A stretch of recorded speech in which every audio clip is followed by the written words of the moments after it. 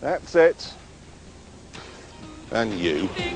The VW Passat is much admired by Quentin, and I can see why. If it were a person, it would be solid, like a bank manager who plays golf.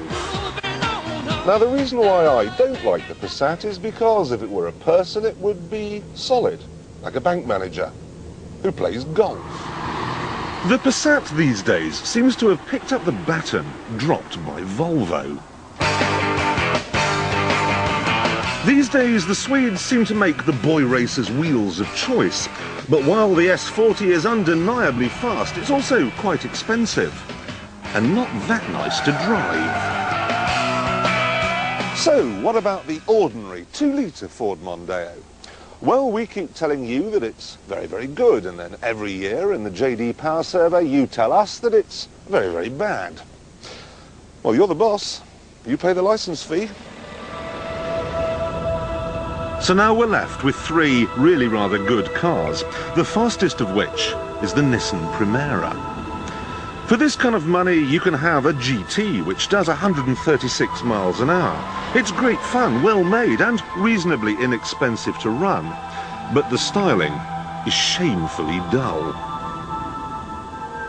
I just wish it looked as good as this.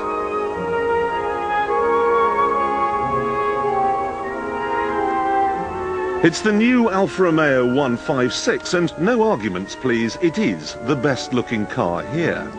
And it's the same story on the inside. I mean, look at the way they've hidden the silver dials away down at the end of pods. There's a wooden steering wheel. Whoever designed this car had Castrol R in his veins. He had a soul. He had passion. And then there's the handling. I mean, it's just stunning. And then you just bury the throttle. It's only a little 1.8 litre engine, but oh, the noise, and it does 131 miles an hour. I love this car. I do, I love it. I'm going to elope with it. It is fantastic. If it were my money, I'd have the Alfa Romeo like a shot. But it's your money we're talking about here. And that's why the overall winner has to be the Honda Accord.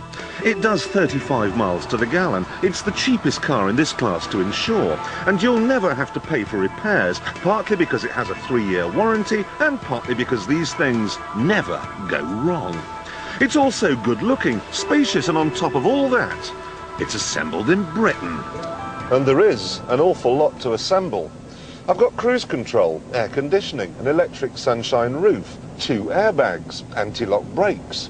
This is not only the best equipped car we've seen all day, but at £16,700 by some considerable margin. It's also the cheapest. The only thing that's missing really is Honda's incredible VTEC engine. Still, this one does 124, and let's be honest, that is enough.